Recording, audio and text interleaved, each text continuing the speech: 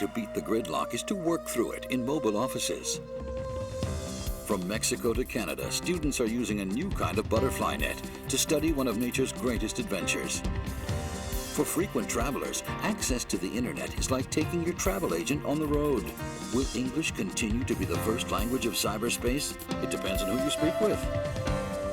On this edition of Scan.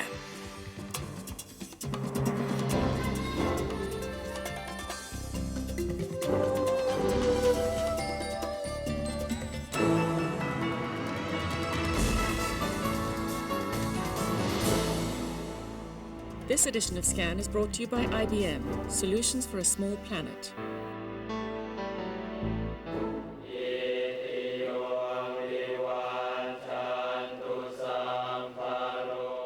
For centuries, the soothing sights and sounds of meditation and prayer have graced the dawn in Bangkok. But during the last few decades, another ritual has forced its way into the consciousness of this city's 6 million inhabitants. It's a twice-a-day nightmare, the Bangkok commute.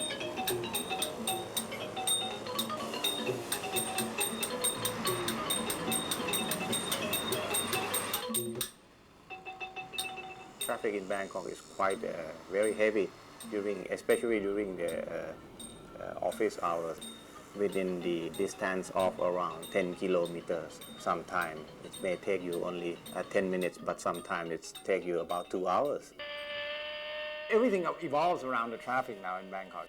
Wason Chalikavanich, vice president of one of Thailand's leading communication companies, is preparing for the morning commute behind the wheel of his son's favorite video game. I wake up 4:15. That way I get away from the main traffic jam. Wason is one of a growing number of Bangkok executives who leaves the actual driving to his chauffeur. In a uniquely Thai twist on the concept of telecommuting, this van has been converted into a mobile office. From his desk in the back of the van, Wason can make phone calls, send faxes, pages, or email, even hold company meetings while stuck in the rush hour traffic. The driver is becoming a necessity sometimes, not just for status. It's not a status symbol anymore to have a driver. Everybody gets a driver in Bangkok, so what? But the key is that, hey, you need to get somewhere. And I know some now executives from other companies keep a helmet in the back of the van, the car or van or whatever, and be able to jump out, catch a motorcycle and get to a meeting. Okay. Hello. How are you?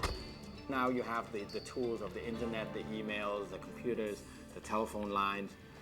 Use it and see if you can shape your business to how the traffic works. Myself, I use a pager as a key. I don't have to keep checking my mail in the car. We have a small information terminal that I can look at stock prices and news on a mobile. That comes in all real time. All these things, I look at it, and I think most of our staff now are starting to look at it as a machine to give you freedom to revolve around the traffic. Paulo Ptaieri, who operates several Avis outlets throughout Thailand, set up the first 2 mobile offices for rent in Bangkok. With the mobile phone, which you also can connect anywhere in the world, and also to link with the internet.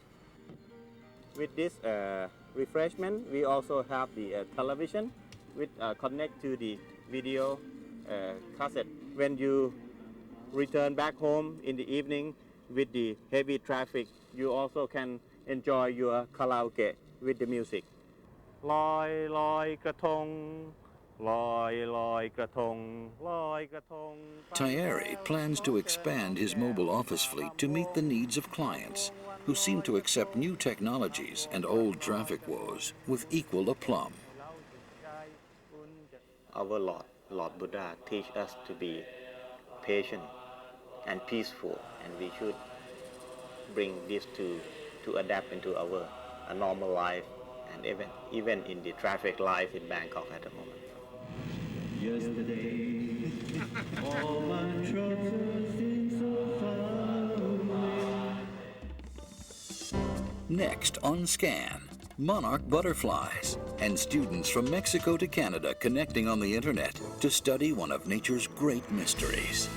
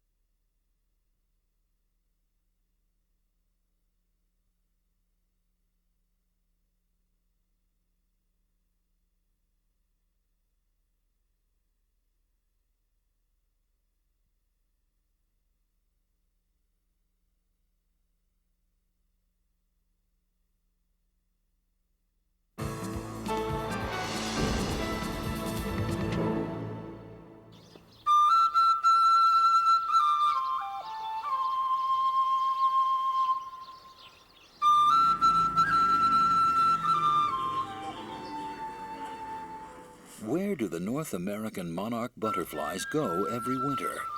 It's a centuries-old phenomenon that was a mystery until a few decades ago. The answer can be found among the oyamel trees in Mexico's Sierra Madre Mountains.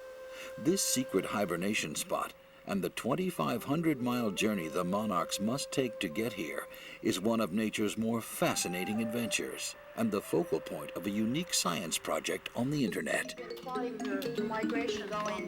Monarchs have reached the U.S. border. For the first time ever, a live map of one of nature's most dramatic migrations. On the internet, and we've got some new pictures that have been sent to us from our friends in Anganguilla, Mexico. I think the first reason migration is such a wonderful topic is it's such a mystery. There's so much that's not known yet about migration, how it happens and why. Elizabeth Donnelly believes the monarch migration can teach students how closely connected they are, while also teaching them how to use today's technology tools. Her Journey North project joins together over 700 schools from Canada to Mexico on the internet. The students email Elizabeth with their migration reports and observations, and she publishes them on her Journey North website. Every spring, they work together tracking the annual migration of the monarchs from Mexico back home to their own backyards. It really would have been inconceivable to do this even 2-3 years ago because there were so few people that were connected to the internet, even email.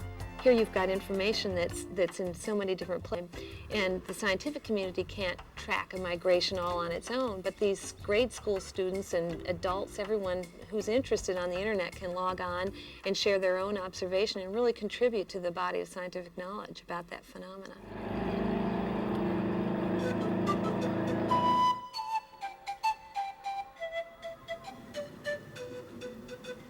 Every winter, millions of monarch butterflies east of the Rockies travel across the length of North America to a handful of isolated forests in the central state of Michoacan. Here, the monarchs, or mariposas as the Mexicans call them, remain dormant, living off their body fat, awaiting the warm winds of spring to send them north again. Also waiting are Elizabeth Donnelly and thousands of Journey North students, waiting for a cyber signal that the butterflies are coming.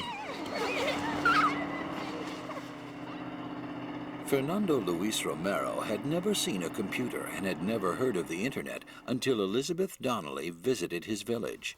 He has become the first link in a digital butterfly net that spans the length of the continent.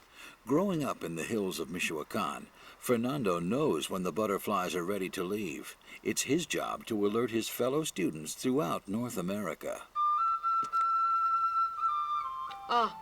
They're just fascinated to see this own boy their age living in a remote place, and to see that butterfly there that they know is theirs, that they've seen in their backyard, and then to see this boy in a town that's so different from their own home.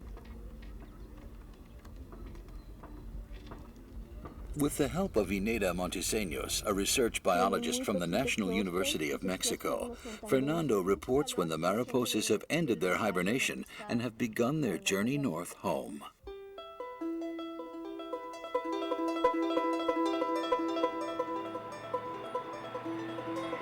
In his nearby village of Anganguilla, one of the few phone lines and the only personal computer can be found in the dry goods store of Fernando's father.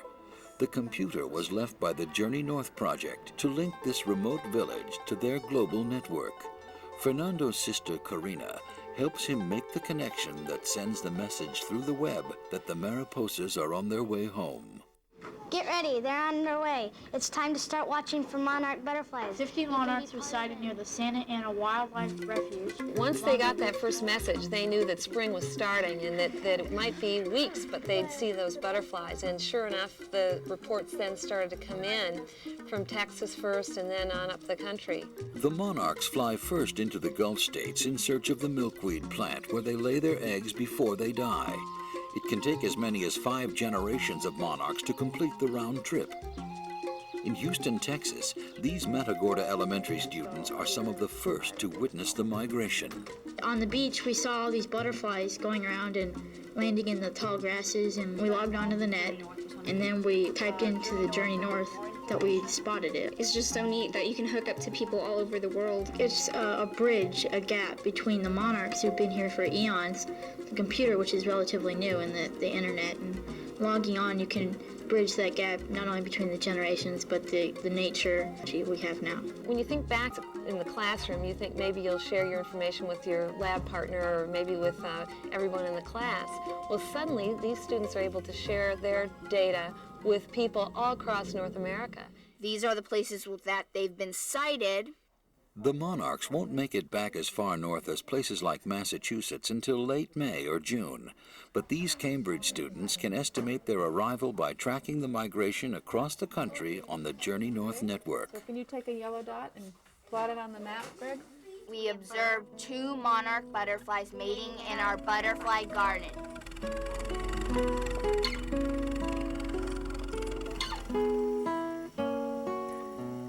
To complete the cycle, the next year, students went down to Mexico to see the monarchs for themselves and brought a computer down and have then had homestays with these families and are keeping the connection going so that when the monarchs have left Mexico, we can continue to communicate with those students and be able to follow the migration around back full cycle.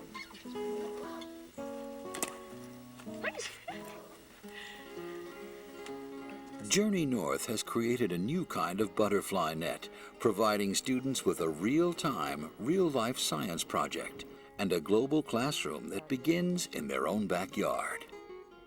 Really exciting to feel there's a whole team of people out there that are working on something together, without which it wouldn't be possible.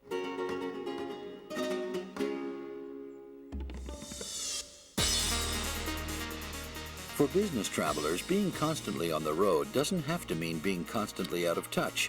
As long as you pack your modem or have access to the internet, you can stay connected with your normal sources of information wherever you're going. Virtually every major airline has a website, according to the travel reviewers for the Magellan Net Guide. Try British Airways, Japan Airlines, or United. Most have flight information, schedules, and a reservation system that lets you book a flight without having to track down your travel agent. You can also make your own hotel reservations through a website like TravelWeb. Here, you can get information, check availability, and make reservations at hundreds of hotels worldwide. Our reviewers particularly liked being able to access photos of a hotel, like this one in Singapore, before making a reservation. Wondering what to pack? The web can help you find out what the weather is like wherever you're going through sites like NBC and Telecast. This is a great resource for current weather conditions anywhere in the world with graphically rich 4-day forecasts. For great suggestions about what to see and do at your destination, you can check one of the travel guide sites like Lonely Planets. By clicking on the map, you can get a wealth of information about that country's history, culture, attractions, and special events. It's much more convenient than having to pack bulky and out-of-date guidebooks. How do you get around once you arrive? Found this mass transit site, which cleverly lets you download subway maps from Beijing to Boston. Personal business matters don't hold while you're on the road. The Finance Hub features links to more than 150 major banks worldwide. You can check your account balances from anywhere in the world at sites like this one set up by the Wells Fargo Bank. To check investments online, check out StreetNet. Just enter stock symbols from your portfolio and get the latest quotes whatever the time of day. Access to the World Wide Web won't eliminate all the frustrations of business travel, but it can keep you connected to the information you need to stay in the loop while you're on the road. When SCAN continues, the global debate over English as the primary language of the internet and technology, and what, if anything, will change it.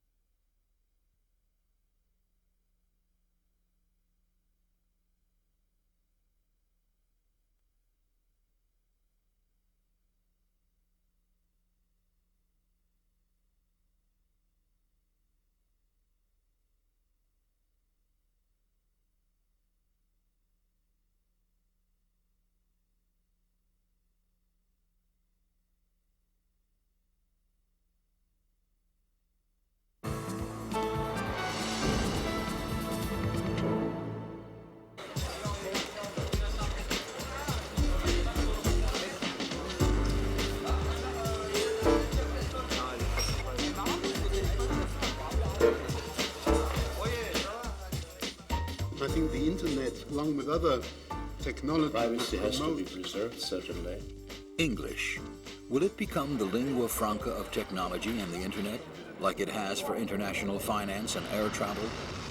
The president of France fears that it will, and further marginalize his economy and culture. In Asia and regions where English is even less prevalent, there is a fear of not having complete access to the information highway. While many are trying to make products and services more multilingual, the debate over the lingua franca of technology is universal. As French Minister of Culture, I believe that it is important that all languages exist on the internet, because if there was only one language, there would be a standardization. A standard of languages, and then afterwards of culture. The worst thing that could happen to this planet would be that we only had one language and one culture. We're developing a new language, which isn't, it doesn't have a starting point and an ending point. That means that you find your own path through information. In France, we speak English, but it's not the main language. I mean, there is not enough service on internet in French. In Israel, only people who speak English can use the internet, mostly. So it's only the educated people. When DOS was around, English was really the only language. Now, with the graphical interface, you can allow Chinese characters, Thai characters. This is really not a technology issue. English is the language of international business, whether you're technology or not. You go to any business conference, you go to any business negotiations in any part of the world, by and large, unless it's a very localized issue, the language is English. In Germany, the education system causes that almost everybody speaks quite good English. You just lose in the internet the kids. Today you find children of 12 or 14 in Israel who are fluent in English, whereas a generation ago they would barely have known maybe the words of a song. Children that use the internet, they read more English, they get all information in English. Everybody in the world who does not know English will eventually end up being bilingual. Identity, ethnic identity will continue to be in their mother tongue because that's a force no one can stop. Okay. But when you start doing business, you're going to do business in English, just like we're talking in English. America, US, is the leading technology country in the world. So they speak English. And it's being driven, a lot of the innovation, a lot of the technology, a lot of the products, the net, all of these things are being driven by English. The core technology is English-based, but that doesn't make any difference. Microsoft or any other software company are now allowing at least be able to transport languages around. I think the components, the tubes and the pipes and the new technologies are important, but even more important are the contents, the cultural contents, and the French culture has to be present. If they decide that it's imperative for the good of mankind to maintain the French language, they will go to any length, subsidized to any amount, any project to keep the French language living. Now, in the digital age, that's very impractical. Today, it is easier to have sex on the internet than it is to electronically mail a text with French accents. When someone tries to send you an email with accents, it's gibberish. I mean, it's terrible. So that's definitely a problem. So that's why the French at one point wanted to suppress the accents, but that made almost a revolution in French. We like accents because it makes us different and stop the barbarians at the gate, Internet-oriented people used to be saying, internet, you have to write, read English, that's it. But, unfortunately, most of the Japanese people are not good at English. But gradually, it's getting changing. Regardless of what pockets of resistance, as Krish calls them, say, I think this is inevitable. English is going to overrule the world. I think that there's nothing, in fact, I can't even imagine there's a controversy about the fact that it's happened. Now, the question that was being asked is, are there social implications for this that is creating, are we creating social strains? The answer is yes. It is kind of a test for our local culture, and we can either succeed in it or fail in it. If we fail in it, English will take over. It will become not just the language of television and of Hollywood and of popular press, but also on the internet. What I read about is an overriding fear of losing culture if we adopt a foreign language, quote a foreign language such as English. This fear of losing culture. But I think this fear of losing culture is highly misplaced. Culture is not whether you can speak English or not. I think it's mutually exclusive. The whole pages of War and Peace that are written in French, so cultures have coexisted. So the idea of English as a technological and international lingua franca coexisting with the local national language and culture, there's nothing new to it. It was Latin in the Middle Ages. This has existed before. There's no reason why it shouldn't exist on the same level now. And I think that it enriches the discourse, the international and the national discourse. For more information about this and future programs, SCAN can be reached at www.scantv.com or by email at info@scantv.com. This edition of SCAN has been brought to you by IBM.